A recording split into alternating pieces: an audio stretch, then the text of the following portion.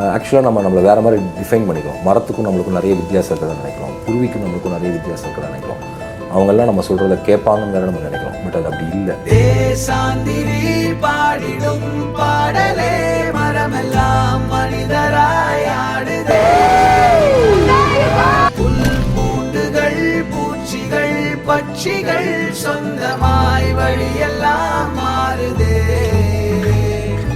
கால் போகிற காடுகள் மேடுகள் கையை சேர்க்கின்றதே இசையிலே, வாய் பேசிடும் ஓசையை காட்டிலும் அன்பின் ஜாடை. Growing up like this would be wild. These kids